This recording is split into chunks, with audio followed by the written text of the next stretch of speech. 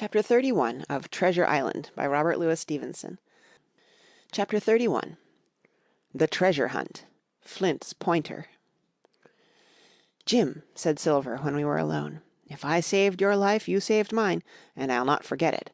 I seen the doctor waving you to run for it, with the tail of my eye, I did, and I seen you say no, as plain as hearing. Jim, that's one to you. This is the first glint of hope I had since the attack failed, and I owe it to you. And now, Jim, we're to go in for this here treasure hunting, with sealed orders, too, and I don't like it, and you and me must stick close, back to back like, and we'll save our necks in spite of fate and fortune." Just then a man hailed us from the fire that breakfast was ready, and we were soon seated here and there about the sand over biscuit and fried junk.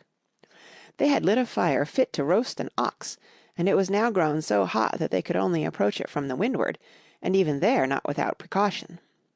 In the same wasteful spirit they had cooked, I suppose, 3 times more than we could eat, and one of them, with an empty laugh, threw what was left into the fire, which blazed and roared again over this unusual fuel.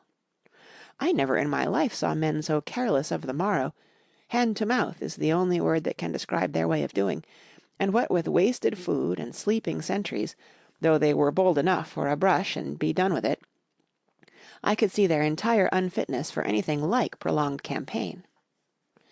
Even Silver, eating away, with Captain Flint upon his shoulder, had not a word of blame for their recklessness. And this the more surprised me, for I thought he had never shown himself so cunning as he did then. "Aye, mates," said he, "it's lucky you have barbecue to think for you with this here head. I got what I wanted, I did. Sure enough, they have the ship. Where they have it I don't know yet, but once we hit the treasure we'll have to jump about and find out. And then, mates, us that has the boats, I reckon, has the upper hand." Thus he kept running on, with his mouth full of the hot bacon. Thus he restored their hope and confidence, and, I more than suspect, repaired his own at the same time. "As for hostage," he continued, "that's his last talk, I guess, with them he loves so dear. I've got my piece o' news, and thank ye to him for that, but it's over and done. I'll take him in a line when we go treasure hunting, for we'll keep him like so much gold, in case of accidents, you mark, and in the meantime. Once we get the ship and treasure both, and off to sea like jolly companions, why, then we'll talk Mr. Hawkins over, we will, and we'll give him his share, to be sure, for all his kindness." It was no wonder the men were in a good humour now. For my part, I was horribly cast down. Should the scheme he had now sketched prove feasible, Silver, already doubly a traitor, would not hesitate to adopt it. He had still a foot in either camp, and there was no doubt he would prefer wealth and freedom with the pirates to a bare escape from hanging, which was the best he had to hope on our side. Nay, and even if things so fell out that he was forced to keep his faith with Dr. Livesey, even then what danger lay before us! What a moment that would be when the suspicions of his followers turned to certainty, and he and I should have to fight for dear life, he a cripple and I a boy, against 5 strong and active seamen. Add to this double apprehension the mystery that still hung over the behaviour of my friends, their unexplained desertion of the stockade, their inexplicable cession of the chart, or harder still to understand, the doctor's last warning to Silver, "Look out for squalls when you find it," and you will readily believe how little taste I found in my breakfast, and with how uneasy a heart I set forth behind my captors on the quest for treasure. We made a curious figure, had anyone been there to see us, all in soiled sailor clothes, and all but me armed to the teeth. Silver had 2 guns slung about him, one before and one behind, besides the great cutlass at his wrist, and a pistol in each pocket of his square-tailed coat. To complete his strange appearance, Captain Flint sat perched upon his shoulder, and gabbling odds and ends of purposeless sea-talk. I had a line about my waist, and followed obediently after the sea-cook, who held the loose end of the rope, now in his free hand, now between his powerful teeth. For all the world I was led like a dancing bear. The other men were variously burthened, some carrying picks and shovels, for that had been the very first necessary they brought ashore from the Hispaniola, others laden with pork, bread, and brandy for the midday meal. All the stores, I observed, came from our stock, and I could see the truth of Silver's words the night before. Had he not struck a bargain with the doctor, he and his mutineers, deserted by the ship, must have been driven to subsist on clear water and the proceeds of their hunting. Water would have been little to their taste. A sailor is not usually a good shot, and besides all that, when they were so short of eatables, it was not likely they would be very flush of powder. Well, thus equipped we all set out, even the fellow with the broken head, who should certainly have kept in shadow, and straggled one after another to the beach, where the 2 gigs awaited us. Even these bore trace of the drunken folly of the pirates, one in a broken thwart, and both in their muddy and unbaled condition. Both were to be carried along with us for the sake of safety, and so, with our numbers divided between them, we set forth upon the bosom of the anchorage. As we pulled over, there was some discussion on the chart. The red cross was, of course, far too large to be a guide, and the terms of the note on the back, as you will hear, admitted of some ambiguity. They ran, the reader may remember, thus: Tall tree, spyglass shoulder, bearing a point to the north of north-northeast. Skeleton Island, east-southeast, and by east. 10 feet. A tall tree was thus the principal mark. Now, right before us, the anchorage was bounded by a plateau from 200 to 300 feet high, adjoining on the north the sloping southern shoulder of the spyglass, and rising again towards the south into the rough, cliffy eminence called the mizzenmast hill. The top of the plateau was dotted thickly with pine trees of varying height. Every here and there one of a different species rose 40 or 50 feet clear above its neighbours, and which of these was the particular tall tree of Captain Flint could only be decided on the spot, and by the readings of the compass. Yet, although that was the case, every man on board the boats had picked a favourite of his own ere we were half-way over. Long John alone shrugging his shoulders and bidding them wait till they were there. We pulled easily, by Silver's directions, not to weary the hands prematurely, and after quite a long passage landed at the mouth of the second river, that which runs down a woody cleft of the spyglass. Thence, bending to our left, we began to ascend the slope towards the plateau.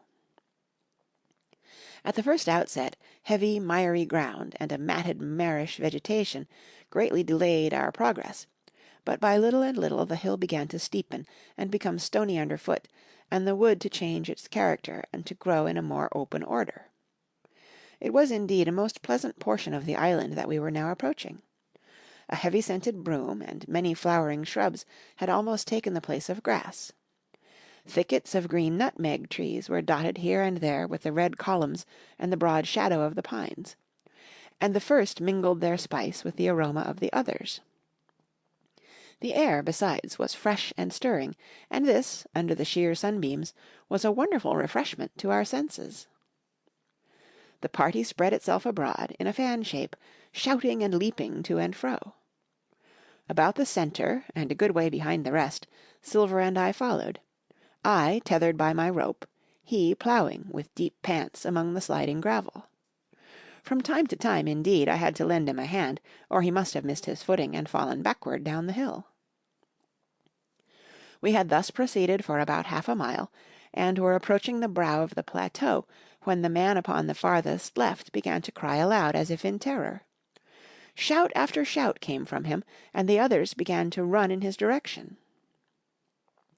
"He can't have found the treasure," said old Morgan, hurrying past us from the right, "for that's clean atop." Indeed, as we found when we also reached the spot, it was something very different.